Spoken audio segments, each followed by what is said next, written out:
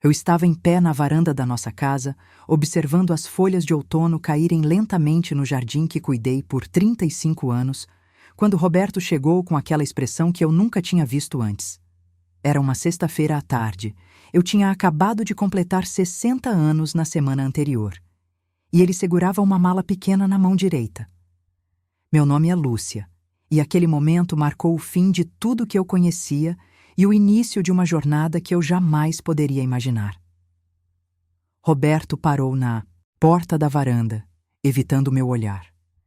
Depois de 3 décadas e meia dividindo a mesma cama, criando 2 filhos, construindo uma vida inteira juntos, ele não conseguia me olhar nos olhos. Senti meu estômago apertar, aquela sensação terrível de que algo muito ruim estava prestes a acontecer. Ele limpou a garganta, ajeitou a gravata azul que eu tinha dado de presente no último aniversário dele e, finalmente, falou as palavras que estilhaçariam minha vida em 1000 pedaços. Ele estava me deixando. Não, por qualquer motivo comum, não por incompatibilidade ou desgaste natural de um casamento longo. Roberto estava me deixando por uma mulher de 28 anos chamada Jéssica, uma estagiária da empresa dele. Enquanto ele falava, tentando justificar o injustificável, eu me lembrava de todas as vezes que defendi nosso casamento, de todas as noites que esperei acordada quando ele chegava tarde do trabalho, de todos os jantares românticos que organizei, tentando manter viva a chama que, aparentemente, tinha se apagado apenas para mim. Antes de continuarmos essa jornada extraordinária, faça parte do nosso canal. Inscreva-se e ative o sininho das notificações para não perder nenhuma história incrível que preparamos para você. E escreva nos comentários de onde você está assistindo este vídeo. Adoramos entender até onde nossas histórias têm chegado. Roberto terminou seu discurso ensaiado com uma frase que gravei na memória como ferro em brasa. Ele disse que merecia ser feliz, que precisava sentir-se vivo novamente, que Jéssica o fazia sentir jovem. Cada palavra era uma facada, mas a última foi a mais profunda. Ele disse que eu tinha me tornado previsível, cômoda, velha demais para acompanhar seus planos de futuro. Velha demais. Aos 60 anos, depois de dedicar minha vida inteira a ele e aos nossos filhos, eu era velha demais. Não chorei quando ele saiu pela porta. Não implorei para que ficasse. Apenas fiquei ali, parada na varanda, observando o carro dele desaparecer, na esquina, carregando consigo todos os planos que tínhamos feito para nossa aposentadoria, para viajar pelo mundo, para finalmente viver os anos dourados que trabalhamos tanto para conquistar. O silêncio que tomou conta da casa naquele momento era ensurdecedor. Pela primeira vez em 35 anos, eu estava completamente sozinha. Os primeiros dias foram os mais difíceis. Acordava de madrugada procurando por ele do outro lado da cama. Preparava café para 2 pessoas por puro hábito. Arrumava a mesa do jantar esperando que ele chegasse a qualquer momento, dizendo que tudo tinha sido um erro terrível. Nossos filhos, Marcelo e Amanda, já adultos e com suas próprias vidas, ficaram divididos. Marcelo, nosso filho mais velho de 32 anos, tentava manter a neutralidade, visitando tanto a mim quanto ao pai. Amanda, de 29, estava furiosa com o pai, mas suas visitas frequentes carregavam um peso de pena que eu odiava ver em seus olhos. Foi numa dessas visitas de Amanda que recebi a segunda notícia devastadora. Ela chegou com aquela expressão séria, segurou minhas mãos e me contou que Roberto e Jéssica estavam morando juntos num apartamento novo, moderno, no centro da cidade. Mais do que isso, eles já estavam planejando se casar assim que nosso divórcio fosse oficializado. Senti como se o chão tivesse sumido debaixo dos meus pés. Não era apenas uma aventura passageira, não era uma crise da meia-idade que passaria. Roberto tinha substituído toda a nossa história por uma versão nova, mais jovem, mais excitante.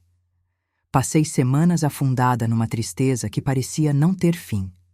Olhava para o espelho e via uma mulher de 60 anos com cabelos prateados, linhas de expressão ao redor dos olhos, um corpo que carregava as marcas do tempo e da maternidade. Comparava-me mentalmente com Jéssica, que Amanda descreveu como jovem, bonita, cheia de energia. Como eu poderia competir com isso? Como poderia recuperar algo que já estava perdido antes mesmo de eu perceber?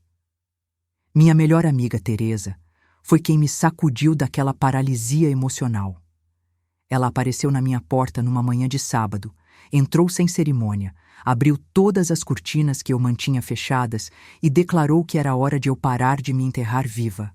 Teresa conhecia Roberto desde antes de nos casarmos, tinha sido minha madrinha de casamento e estava absolutamente indignada com toda a situação.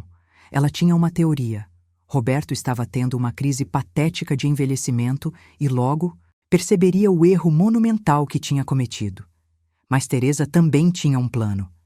Ela insistiu que eu precisava reconstruir minha vida, não ficar esperando que Roberto voltasse arrependido.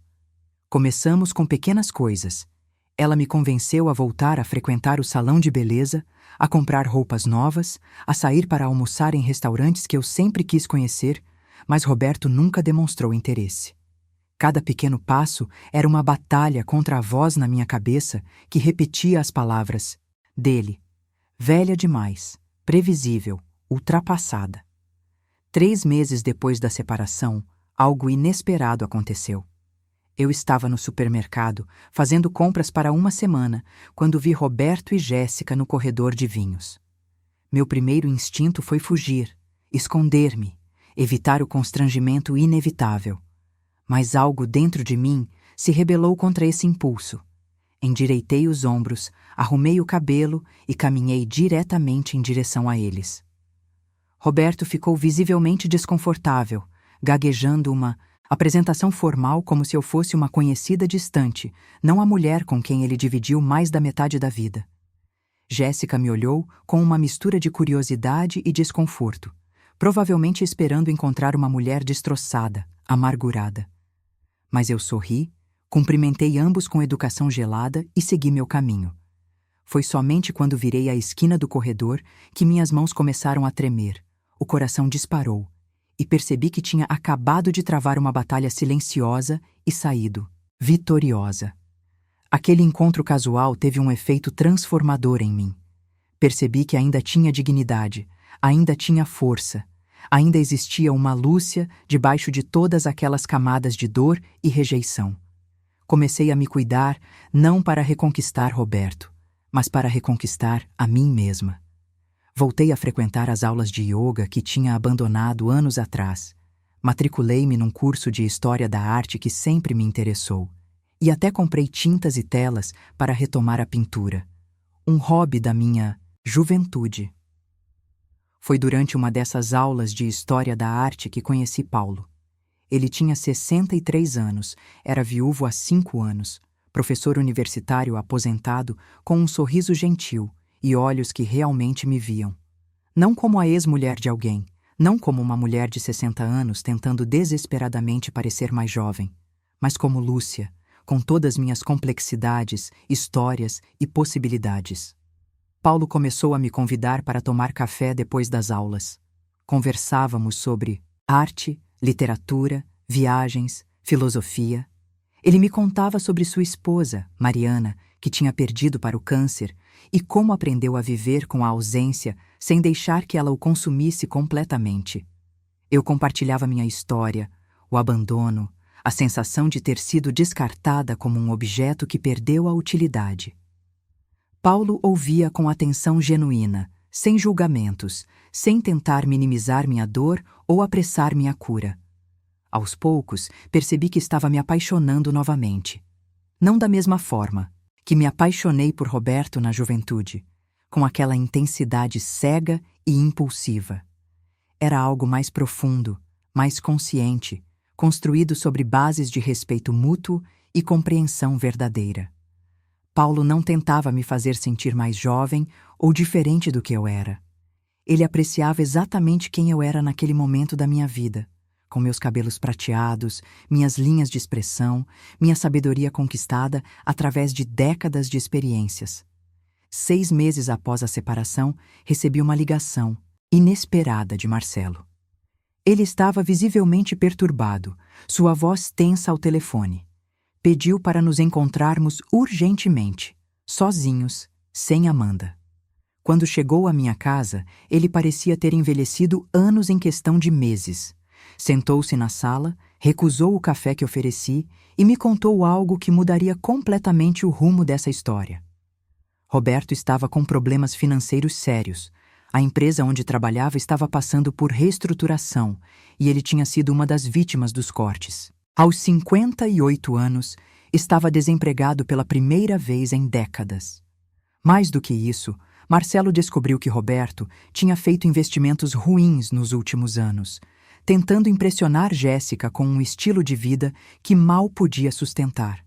O apartamento novo, os jantares caros, as viagens extravagantes, tudo tinha sido financiado com dívidas crescentes. Marcelo estava me contando isso porque Roberto tinha pedido dinheiro emprestado a ele, uma quantia significativa, alegando uma emergência temporária.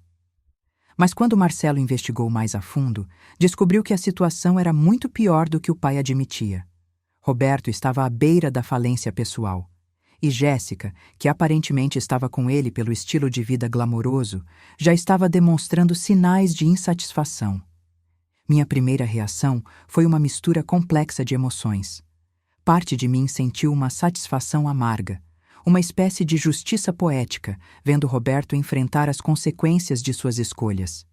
Outra parte, a que tinha amado aquele homem por 35 anos, sentiu uma pontada de preocupação genuína. Mas a parte mais forte, a nova Lúcia que estava emergindo daqueles meses de reconstrução, sentiu principalmente indiferença. Os problemas de Roberto não eram mais meus problemas. Disse a Marcelo para não emprestar o dinheiro, não por vingança, mas porque não seria saudável para nenhum dos dois. Roberto precisava enfrentar as consequências de suas decisões, e Marcelo precisava estabelecer limites, saudáveis com o pai. Foi uma conversa difícil, mas necessária. Marcelo saiu da minha casa com uma expressão mais leve, como se um peso tivesse sido tirado de seus ombros. 2 semanas depois, Amanda me ligou eufórica. Jéssica tinha terminado com Roberto. Aparentemente, quando o dinheiro acabou e a realidade bateu à porta, o encanto da relação se desfez rapidamente. Roberto estava sozinho, desempregado, endividado e, segundo Amanda, que tinha falado com ele recentemente, completamente arrependido. Ele queria me ver, queria conversar, queria uma chance de explicar, de se desculpar, talvez até de tentar reconstruir o que tinha destruído. A velha Lúcia teria corrido para ele, teria aberto os braços e perdoado tudo, feliz apenas por tê-lo de volta. Mas eu não era mais aquela Lúcia. Tinha passado os últimos meses aprendendo a me valorizar, a entender meu próprio valor que não dependia da validação de Roberto ou de qualquer outra pessoa. Tinha descoberto que era capaz de reconstruir minha vida, de encontrar alegria e propósito por conta própria, de até me abrir para um novo amor com Paulo. Concordei em encontrar Roberto, não porque queria voltar com ele, mas porque sentia que precisávamos de um encerramento adequado, uma conversa adulta sobre o fim do nosso casamento. Marcamos de nos ver num café neutro, longe de lugares que carregavam memórias do nosso passado juntos. Quando Roberto entrou no café, quase não o reconheci. Em apenas 7 meses, ele parecia ter envelhecido 1 década. Os adolescentes. Cabelos estavam mais grisalhos, os ombros curvados, o rosto marcado por uma expressão de cansaço profundo e arrependimento. Ele se sentou à minha frente e começou a falar, as palavras saindo num fluxo desesperado de remorso e autopiedade. Ele me contou tudo, como tinha se sentido invisível e dispensável à medida que envelhecia, como Jéssica tinha aparecido na vida dele, fazendo-o sentir-se desejado e importante novamente. Admitiu que tinha sido um tolo, que tinha jogado fora décadas de história por uma fantasia, que tinha magoado profundamente a única pessoa que realmente se importava com ele. Disse que eu sempre fui sua base, sua âncora, e que sem mim estava completamente perdido. Então chegou o momento que ele claramente tinha ensaiado. Roberto me pediu perdão, não apenas pelas palavras, mas pela chance de recomeçar. Disse que tinha aprendido sua lição, que agora entendia o valor do que tínhamos, que passaríamos os anos que nos restavam compensando o tempo perdido. Ele estava me oferecendo exatamente o que eu tinha desejado desesperadamente nos primeiros meses após a separação. Mas enquanto o ouvia, percebi algo fundamental. Roberto não estava me oferecendo um recomeço verdadeiro. Ele estava procurando um porto seguro depois que sua aventura tinha naufragado. Não estava voltando porque me amava de forma renovada e genuína, mas porque todas as suas outras opções tinham desaparecido. Eu seria o prêmio de consolação, o plano B, a esposa confiável que estaria sempre ali, esperando quando as coisas ficassem difíceis. Respirei fundo, olhei nos olhos daquele homem que um dia amei mais do que tudo e disse não. Expliquei calmamente que tinha gastado os últimos meses reconstruindo minha vida, redescobrindo quem eu era, além de ser sua esposa, e que tinha encontrado uma paz e felicidade que não dependiam dele. Contei sobre minhas aulas de arte, sobre minha nova rotina, sobre Paulo e como estava aprendendo que nunca é tarde para recomeçar de verdade. Roberto ficou em silêncio por um longo momento, processando minha recusa. Acho que uma parte dele realmente acreditava que eu estaria esperando de braços abertos, grata pela chance de tê-lo de volta.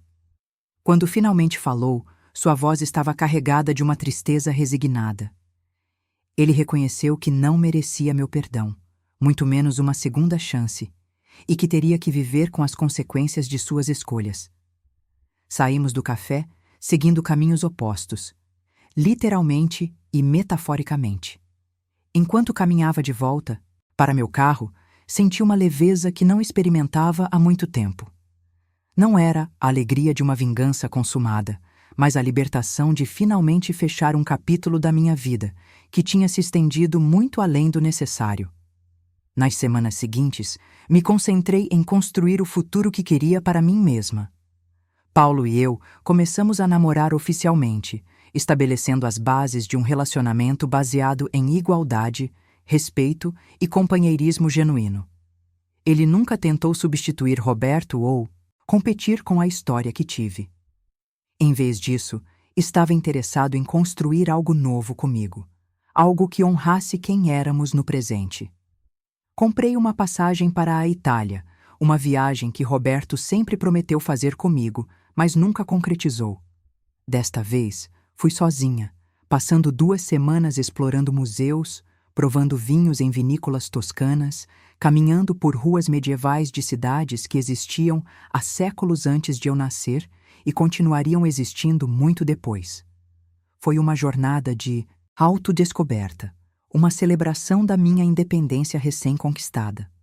Quando voltei, bronzeada e renovada, encontrei uma carta na minha caixa de correio. Era de Roberto.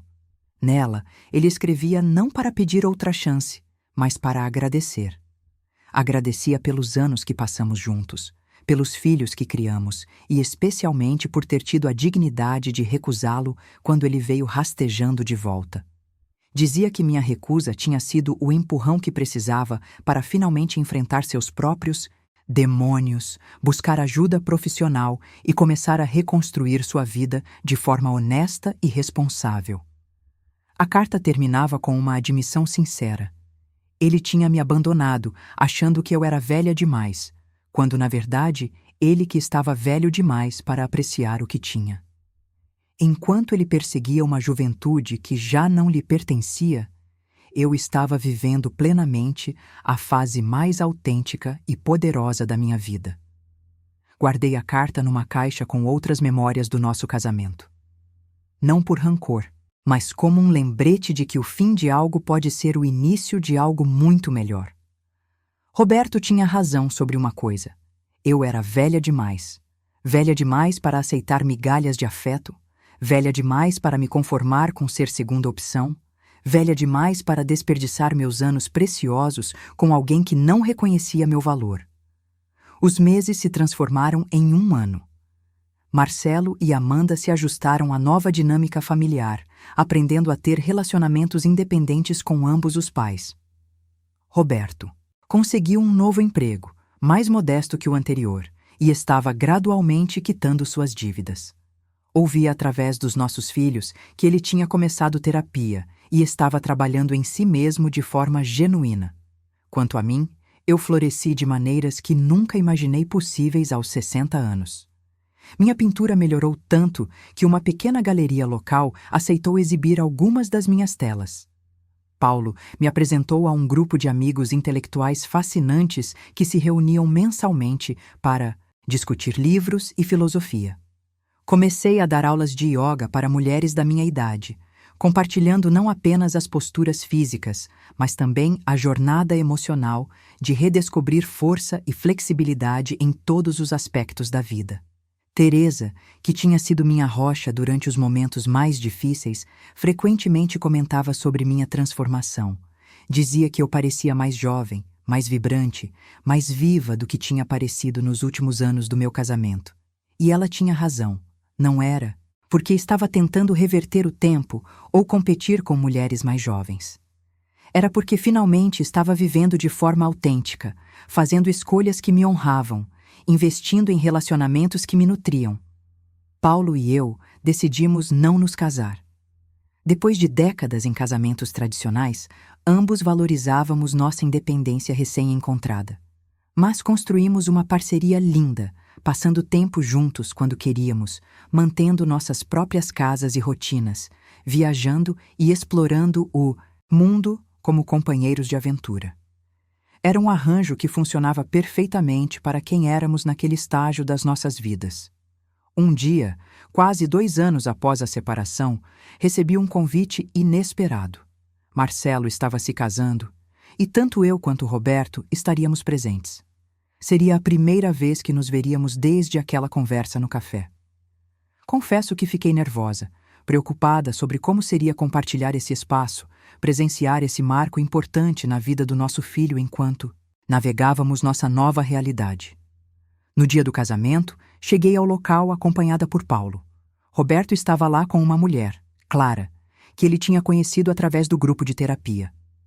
Ela tinha 55 anos, era viúva, professora aposentada e, pelos relatos de Amanda, era uma pessoa genuinamente bondosa que tinha ajudado Roberto em sua jornada de recuperação pessoal. Durante a cerimônia, observei Roberto do outro lado do salão.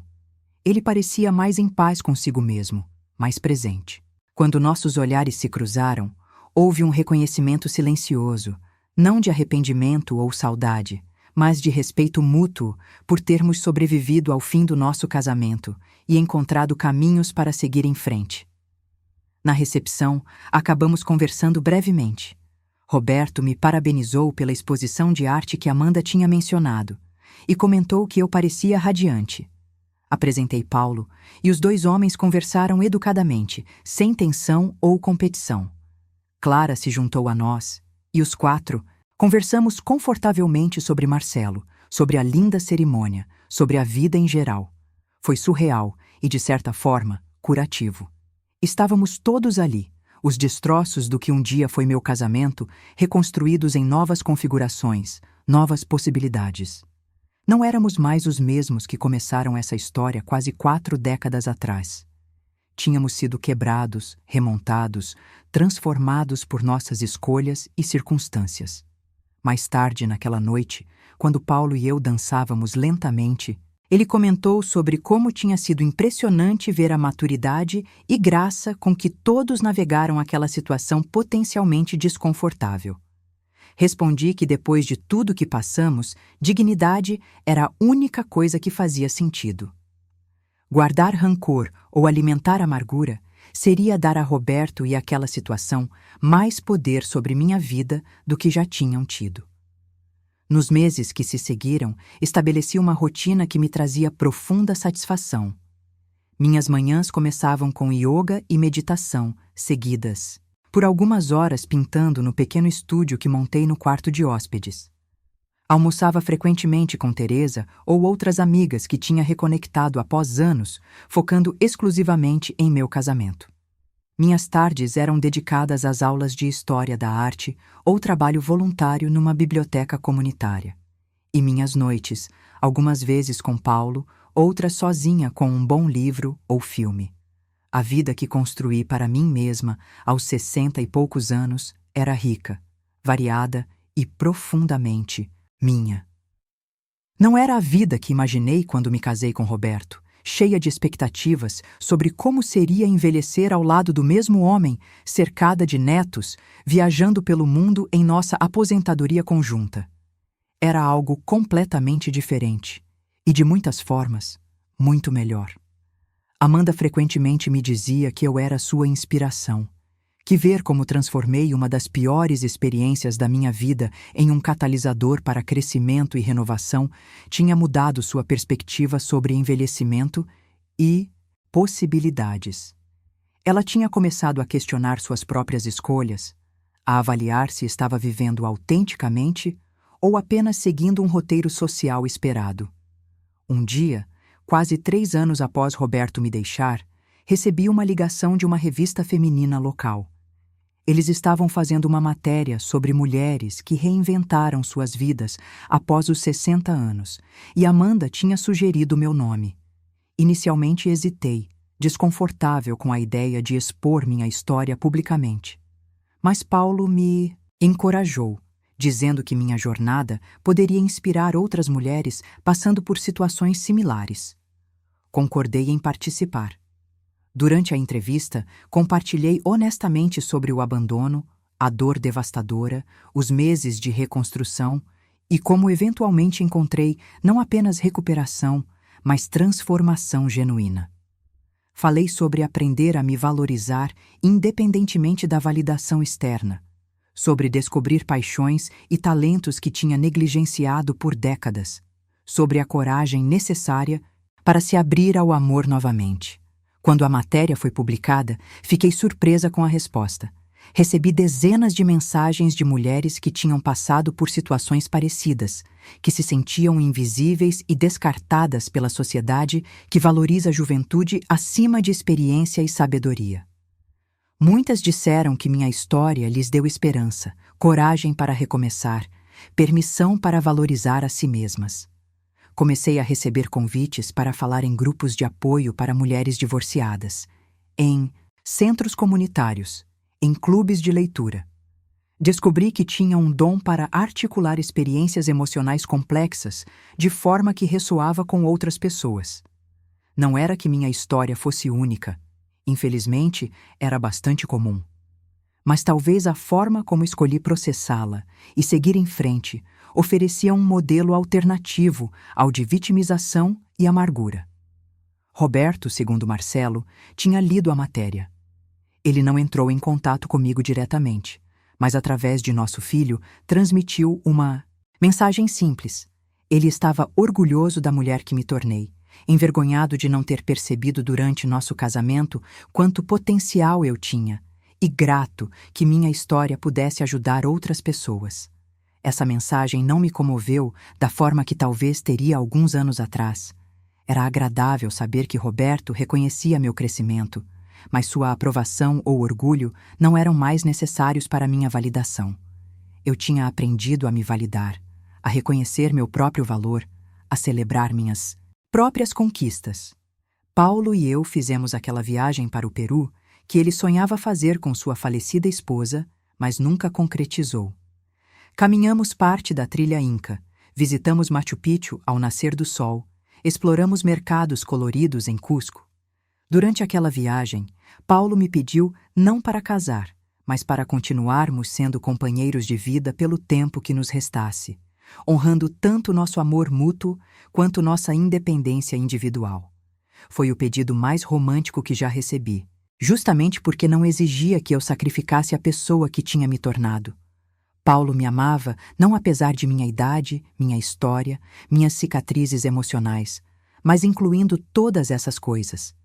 Ele valorizava minha força, minha resiliência, minha capacidade de transformação. E eu sentia o mesmo por ele. Hoje, quando olho para trás para aquele dia devastador em que Roberto saiu pela porta carregando sua mala pequena, vejo claramente que foi um presente disfarçado.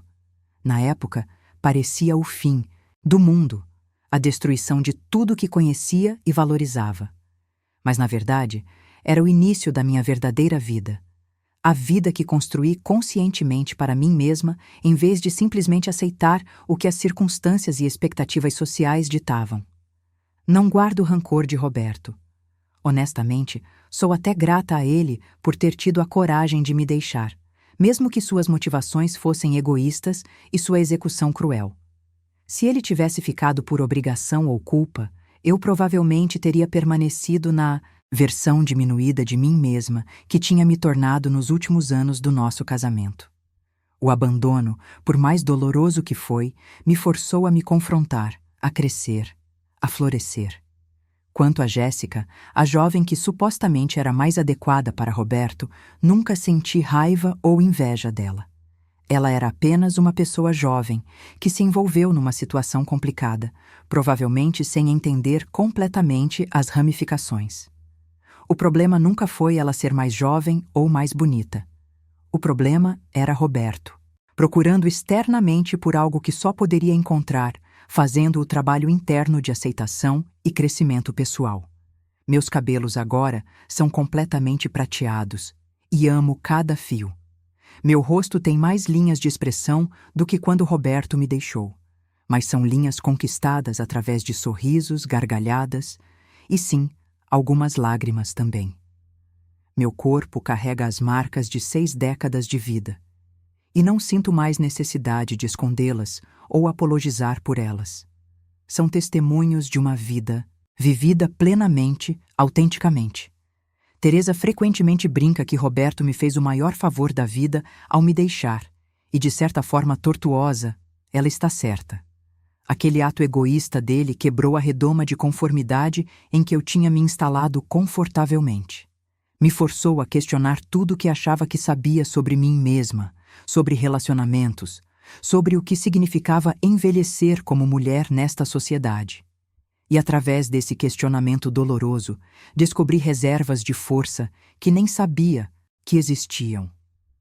Descobri paixões adormecidas, talentos inexplorados, capacidades que tinha subestimado. Descobri que 60 anos não era o fim de nada, mas potencialmente o começo de algo extraordinário. Minhas aulas de yoga para mulheres maduras se tornaram mais do que exercícios físicos. Transformaram-se em espaços de cura coletiva, onde mulheres compartilhavam suas histórias de perda, traição, reconstrução e renascimento. Muitas tinham sido abandonadas por maridos que buscavam versões mais jovens. Outras tinham ficado viúvas. Algumas simplesmente sentiam-se invisíveis numa sociedade obcecada com juventude. Juntas, aprendemos que nossa invisibilidade social poderia ser transformada em superpoder. Livres das expectativas e julgamentos constantes que mulheres mais jovens enfrentam, tínhamos liberdade para nos reinventar completamente. Podíamos experimentar, falhar, tentar novamente, sem nos preocupar tanto com opiniões alheias. Organizei um retiro de fim de semana para essas mulheres num chalé nas montanhas. Passamos 3 dias praticando yoga, meditando, pintando, escrevendo, compartilhando histórias, rindo e chorando juntas. Foi uma experiência transformadora para todas nós.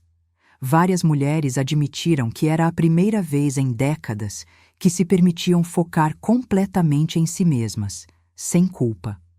Durante aquele retiro, uma mulher chamada Beatriz compartilhou que tinha permanecido num casamento infeliz por 40 anos, porque tinha medo de estar sozinha, medo de não conseguir se sustentar, medo de decepcionar seus filhos.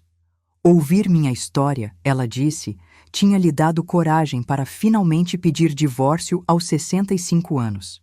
Agora, 2 anos depois, estava morando sozinha pela primeira vez na vida e descobrindo quem realmente era fora dos papéis de esposa e mãe.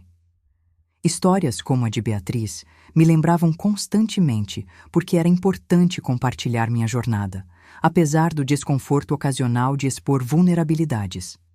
Cada mulher que encontrava força, na minha história, validava a escolha de transformar minha dor privada em algo que pudesse servir e inspirar outras. Paulo começou a acompanhar algumas dessas atividades, não como participante ativo, mas como apoio silencioso. Ele ajudava com logística, preparava refeições durante os retiros, oferecia sua perspectiva masculina quando apropriado. Sua presença gentil e respeitosa também servia como lembrete para essas mulheres de que nem todos os homens eram como aqueles que as tinham magoado. Amanda decidiu fazer um documentário sobre minha jornada e sobre o grupo de mulheres que se formou ao redor das minhas aulas de yoga. Ela filmou sessões, entrevistou participantes, capturou momentos de vulnerabilidade e força. O documentário de 30 minutos foi aceito em vários festivais de cinema locais e ganhou prêmios por seu retrato honesto de envelhecimento feminino, resiliência e transformação. Roberto assistiu ao documentário numa exibição pública. Amanda me contou que ele chorou durante várias partes, particularmente quando compartilhei sobre os primeiros meses após a separação. Ele percebeu, tarde demais, a profundidade da dor que tinha causado e a magnitude da força que eu precisei reunir para sobreviver e eventualmente prosperar. Mas eu tinha seguido em frente muito além daquela dor.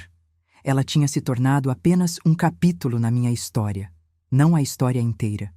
Estava construindo uma narrativa muito mais ampla, rica e complexa sobre quem era Lúcia, além de ser a ex-esposa de Roberto. Minha segunda exposição de arte teve como tema Renascimento. Eram pinturas abstratas em tons vibrantes de laranja, vermelho e dourado, representando fênix emergindo de cinzas, flores desabrochando em terreno árido, auroras iluminando céus escuros. Cada peça representava um aspecto da minha jornada de transformação.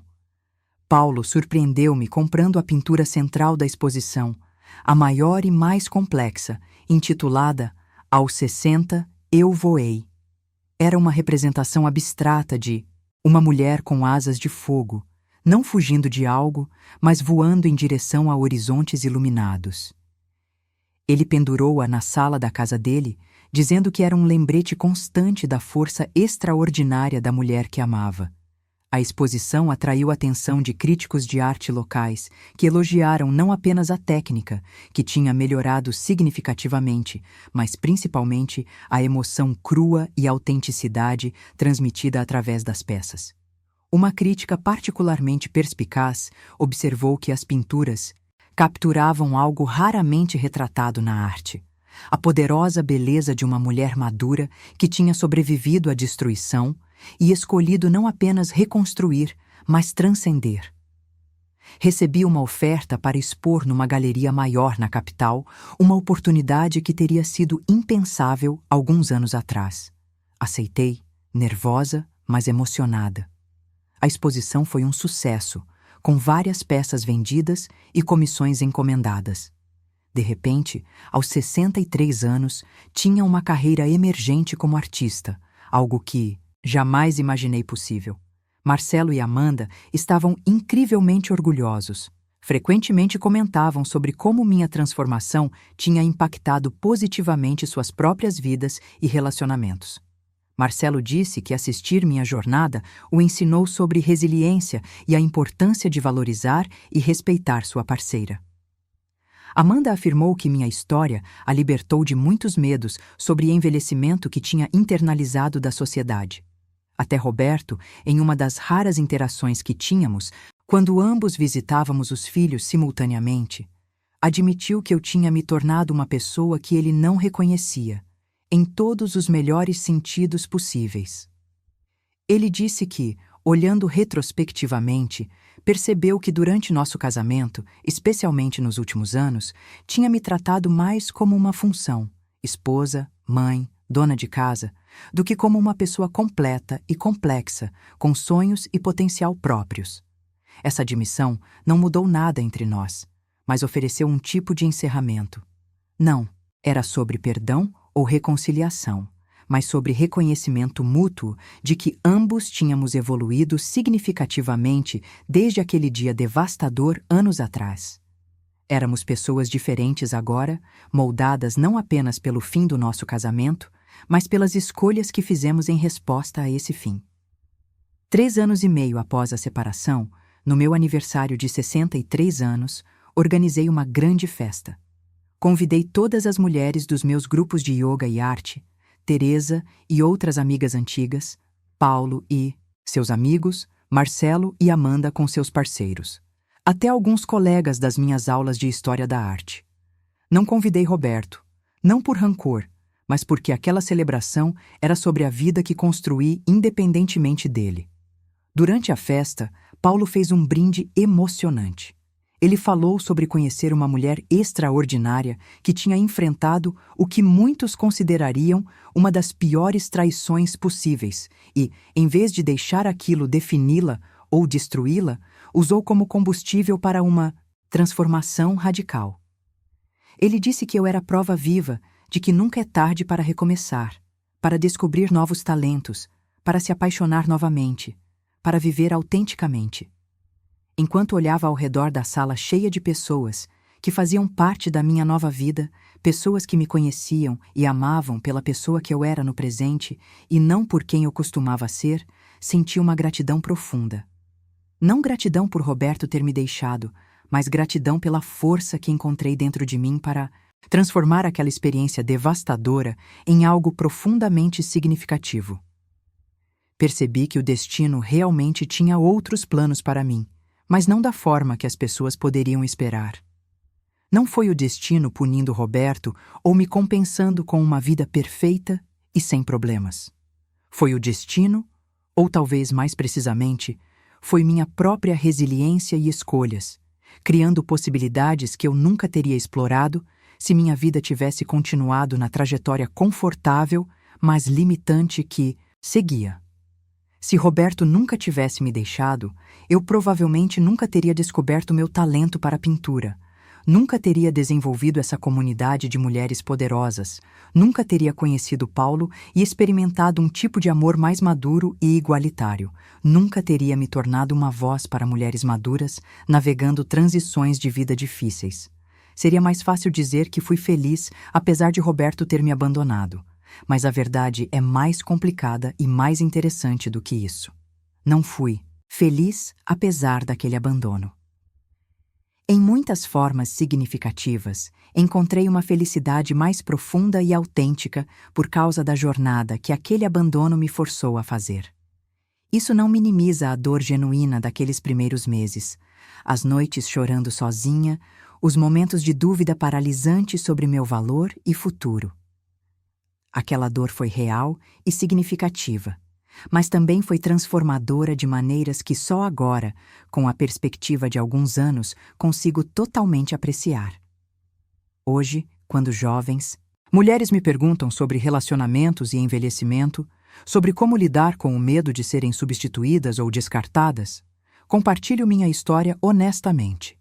Não como um conto de advertência sobre não confiar em homens, mas como um testemunho sobre a importância de manter uma identidade forte, independentemente de qualquer relacionamento. Aconselho-as a cultivar suas paixões, manter suas amizades, desenvolver habilidades e interesses próprios, não apenas como proteção contra potencial abandono, mas como ingredientes essenciais para uma vida completa e satisfatória. Um relacionamento saudável deve adicionar à sua vida, não ser sua vida inteira.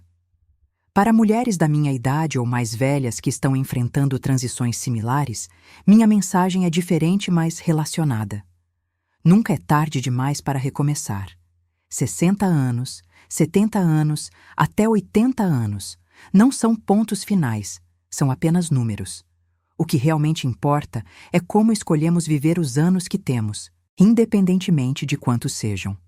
Minha jornada continua evoluindo.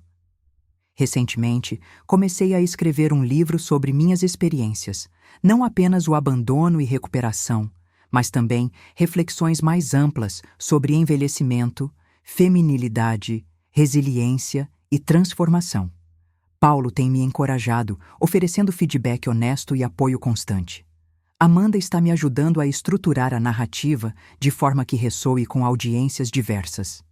Não sei se o livro será publicado ou lido por alguém, além de amigos e família. Mas o processo de escrevê-lo tem sido profundamente catártico e esclarecedor.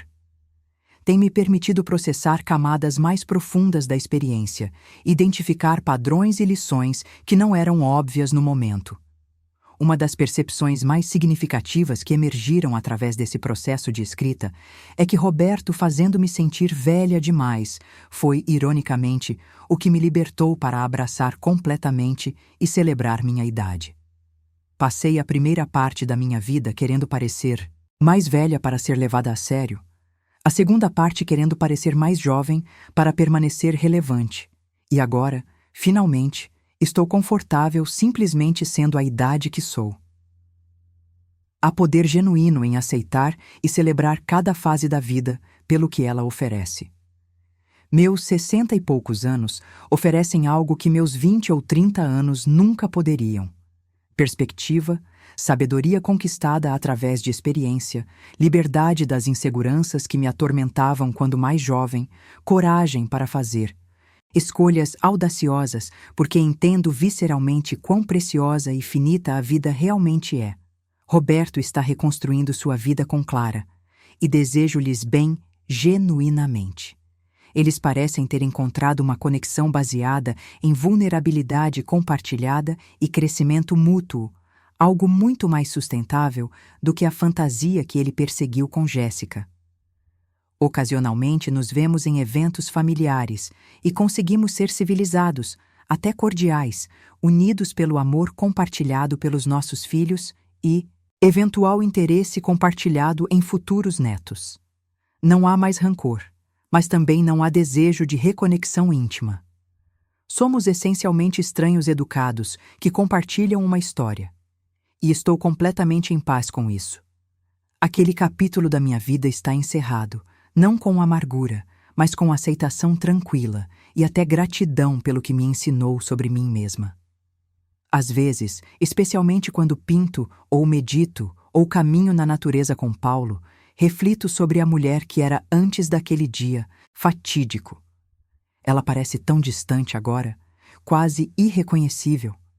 Aquela Lúcia era mais jovem, mais ingênua, mais dependente da validação externa, mais disposta a se diminuir para caber em expectativas alheias.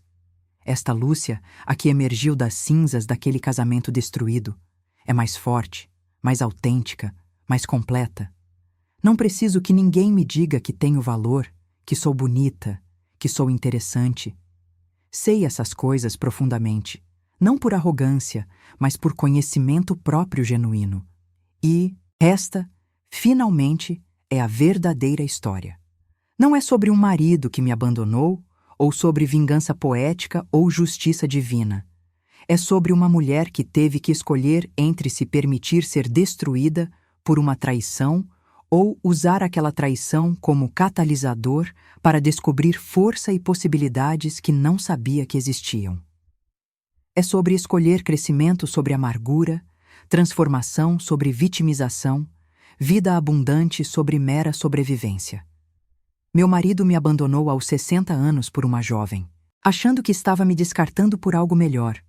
Mas o destino, trabalhando através das minhas próprias escolhas e resiliência, realmente tinha outros planos.